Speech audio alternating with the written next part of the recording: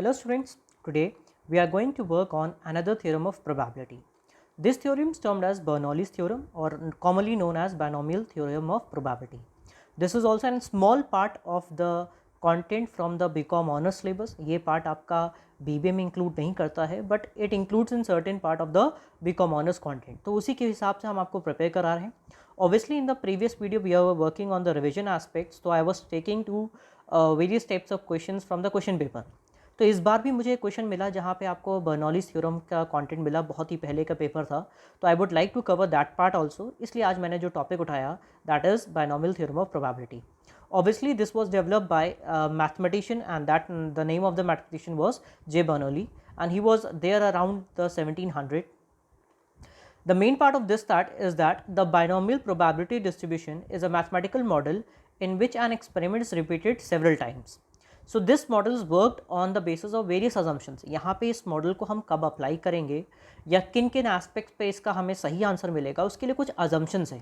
And these are the following 4 assumptions. The first one is the number of trials is finite and small. That means कि बहुत बड़े level पे अगर कोई experiment कर रहे हैं जहाँ बहुत ज़्यादा रिपीटेंसी है, हमने कहा 40 बार 50 बार हम इसको टॉस करके देखना चाह रहे हैं या 20 टाइम्स हम इसको चेक करना चाह रहे हैं, तो वहाँ के लिए बर्नौलीज थ्योरम नहीं है. जहाँ पे बहुत ही फाइनाइट, बहुत ही लिमिटेड ऑब्जर्वेशन या रिपीटेंसी के चांसेस होंगे, बस उन्हीं के लिए हम लोग कौन सा थ्योरम अप्लाई कर सकते हैं, ये बाइनोमियल थ्योरम ऑफ प्रोबेबिलिटी को अप्लाई कर सकते हैं.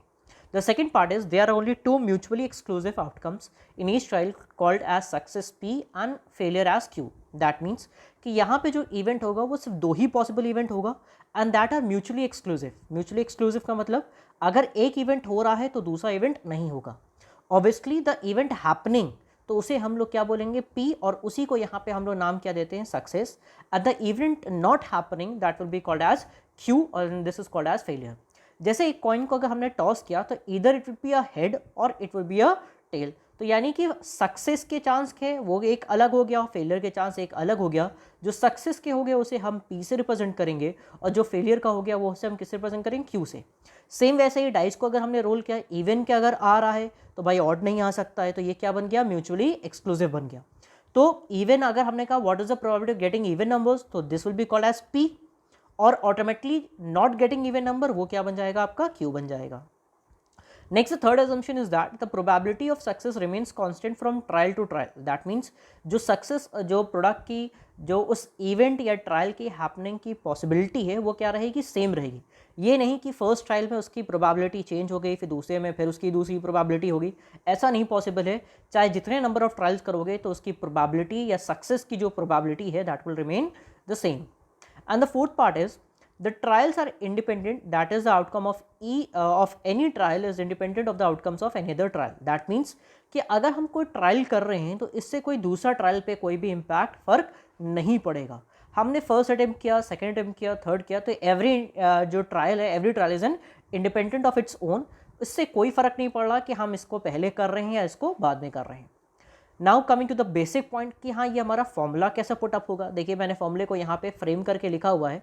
This is the theoretical aspect but actual the formula is this one. ये आपका प्रॉपर फॉर्मूला है किसका, बर्नौलीज थ्योरम का. And which is equal to Px is equals to NCR PR and QN minus R. P मैंने आपको बता रखा है, probability of success and probability of failure क्या बन जाएगा, Q. तो ऑटोमेटिकली आपको पता है फुल की प्रोबेबिलिटी या सर्टेन इवेंट की प्रोबेबिलिटी क्या होती है, 1. तो 1 में से अगर हम P को माइनस करेंगे तो हमें क्या मिल जाएगा, Q.